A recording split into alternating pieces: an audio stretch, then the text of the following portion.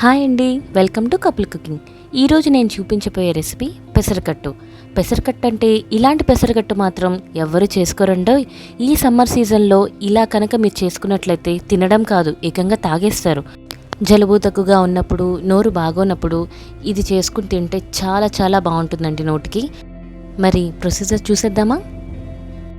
ఈ పెసరకట్టు కోసం ఒక పొటాటో, ఒక ఆనియన్, ఒక అల్లం తీసుకోవాలి.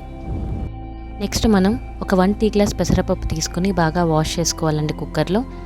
అలాగే నెక్స్ట్ అల్లం ముక్కలు, పొటాటో పీసెస్, ఉల్లిపాయ, ఒక చిన్న పచ్చిమిరపకాయ, 1.5 గ్లాస్ వాటర్ యాడ్ చేయండి.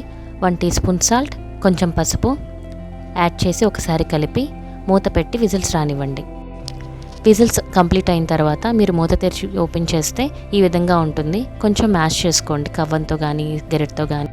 నెక్స్ట్ ఒక 1 గ్లాస్ వాటర్ అనేది యాడ్ చేసుకోండి. కొంచెం పలచపడుతుంది కదా, సో వాటర్ యాడ్ చేసుకొని కాసేపు స్టవ్ మీద ఉంచండి. ఇప్పుడు తాలింపు కోసం జీలకర్ర, చాయ్ మినపప్పు, ఆవాలు, ఎండుమిరపకాయ, కరివేపాకు, అలాగే వెల్లుల్లి, ఈ విధంగా అన్నీ యాడ్ చేసుకుని ఒకసారి కలపండి. ఇంగువ కొంచెం ఎక్కువ వేసుకోండి, చాలా టేస్ట్ వస్తుంది. అండ్ ఫైనల్లీ కొంచెం కొత్తిమీర యాడ్ చేసేసి ఇది మొత్తం తాలింపు పెసరకట్టులో మిక్స్ చేయండి. ఇలా మిక్స్ చేసిన తర్వాత ఒక 2-3 నిమిషాలు మీ స్టవ్ మీదే ఉంచాలండి. ఒక ఫుల్ లెమన్ తీసుకొని నిమ్మరసాన్ని పిండండి. అంతే అండి, ఎంతో రుచికరమైన పెసరకట్టు రెడీ.